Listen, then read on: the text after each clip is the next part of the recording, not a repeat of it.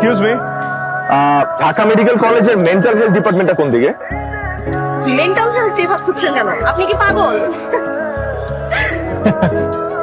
বিশ্বাস করেন, এবার দেশে আসার আগে একদম ঠিকঠাক ছিলাম, কিন্তু দেশে আসার পর মনে হচ্ছে পাগল হয়ে গিয়েছে। ভাইয়া, আপনি তো কলেজে চলে এসেছে। ও, আপনি আগে হাসপাতালে জরুরি বিভাগে যান, সেখান থেকে আপনাকে সঠিক জায়গায় পাঠাবে। জরুরি বিভাগে আপনি বরং পাবনায় চলে যান, কারণ আপনার চিকিৎসা ঢাকায় সম্ভব। ওনার নাম মেঘ, উনি কানাডায় থাকেন। আমাদের মধ্যে বিয়ের কথাবার্তা চলছে। সম্ভবত উনি আমাকে ইমপ্রেস করার জন্য এখানে এসেছেন। তাই আসলে আপনারা বিয়ে করতেছেন? আমার দিক থেকে তো আমি 100% রাজি। শুধু আমার ফিয়ান্সে, মানে যার সাথে আমার বিয়ে ঠিক হয়েছে, মানে আপনাদের বান্ধবী কোনো গ্রিন সিগন্যাল দেয়নি। ভাইয়া, ও রাজি না থাকলে আপনি আমাকে বলতে পারেন। আমার আবার কানাডা যাওয়ার খুব শখ। ভাইয়া, আমিও রাজি। আপনি যে handsome। থাম। আপনাকে না বললাম আজ দেখা হবে না, আর আপনি এখানে কিভাবে এলেন? আপনি ঢাকার রাস্তাঘাট চেনেন? কিচ্ছু চিনি না, ঢাকায় আমাদের কখনো থাকাই হয়। কানাডা যাওয়ার আগে আমরা চিটাগংয়ে থাকতাম।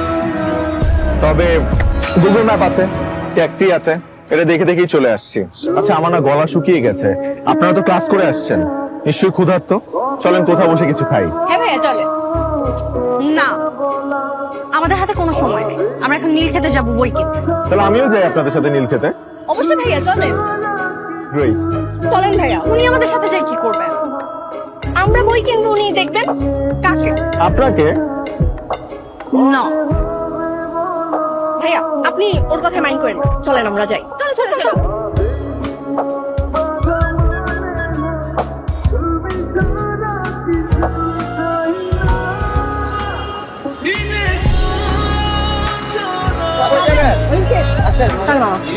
ভাইয়া, আপনারা দুজন তাহলে রিক্সা যান আর আমরা দুজন ওটা চলে যাই।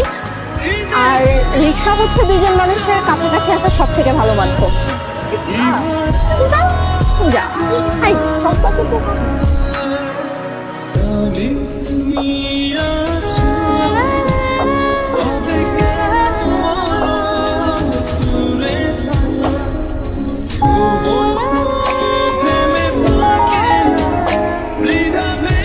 কাল ঘটক বাসায় ফোন করে বলল আপনি নাকি আমাকেই বিয়ে করবেন বলে ফাইনাল ডিসিশন নিয়েছেন। কারণটা কি জানতে পারি?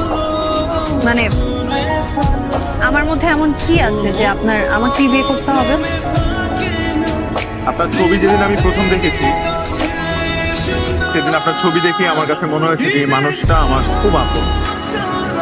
আর কাল যখন সরাসরি আপনার সাথে আমার দেখা হলো, তারপর মনে হয়েছে আপনার জন্য তো এতদিন অপেক্ষা করছিলাম। আপনি সিনেমার ডায়লগ। আচ্ছা, আমি যদি এই বিয়েতে রাজি না হই? এটা পুরোপুরি আপনার সিদ্ধান্ত, কিন্তু আপনাকে রাজি করার জন্য আমি শেষ পর্যন্ত চেষ্টা করেছি। বিষয়টা একটু বেশি হ্যাংলা হয়ে যাচ্ছে না? হ্যাংলামো কি? আচ্ছা,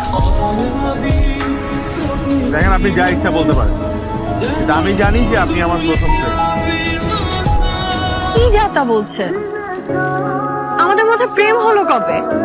আমি তো বলিনি আপনি আমার প্রেমে পড়েছেন, আমি আপনার প্রেমে পড়েছি। দেখেন, আপনি শুনে অবাক হতে পারেন, কিন্তু এটা সত্য যে আপনার যতগুলো ছবি আমার কাছে আছে সবগুলো আমি রুমের মধ্যে প্রিন্ট করে টাঙিয়ে রেখেছি, এবং প্রতিনিয়তই আমি ছবিগুলোর সাথে কথা বলি। আপনি কি আমার কাছে নিজেকে খুব রোমান্টিক বলে প্রমাণ করতে চাচ্ছেন? প্রমাণ করতে চাচ্ছি না, আমি জানি আমি রোমান্টিক। কোথায় সেটেল হবেন? বাংলাদেশ নাকি কানাডা? আপনি যেখানে বলবেন। আমি বাংলাদেশ ছেড়ে কোথাও যাব না। তাহলে বাসর রাতেই সব পাসপোর্ট পুড়িয়ে ফেলবো। আমি রান্না করতে পারি। গুড় মুড়ি চিরা দিয়ে সারা জীবন কাটিয়ে দিব, পেটের জন্য ভালো। আমার সোপ অ্যালার্জি, আমি কাপড় ধুতে পারি। ওয়াশিং মেশিন আছে, আমি কারোর সাথে রুম শেয়ার করতে পারি। ড্রয়িং রুম আছে, সোফা আছে, সোফায় কাটিয়ে দিব ঘুমিয়ে। আমরা প্রায় একই রকম দেখতে। বাইরে বেরোলে মানুষ ভাববে হয় আমরা ভাই বোন, না হলে বোন। তা তো ভালোই হলো, হাজবেন্ডের সাথে এক্সট্রা একটা ফ্রেন্ডও পেলে। আমার অলরেডি অনেক ফ্রেন্ড আছে, নতুন করে কোনো ফ্রেন্ডের দরকার নেই। আচ্ছা, ও এইভাবে কথা বলছে কেন? কথা বলার ধরন দেখে মনে হচ্ছে ও আমাকে বিয়ে করতে যাচ্ছে না। হতে পারে ওর কোনো বয়ফ্রেন্ড আছে, যেটা তার বাবা আমাকে বলতে পারছে না, তাই কৌশলে আমাকে অপমান করে বিয়েটা ভেঙে দিতে যাচ্ছে।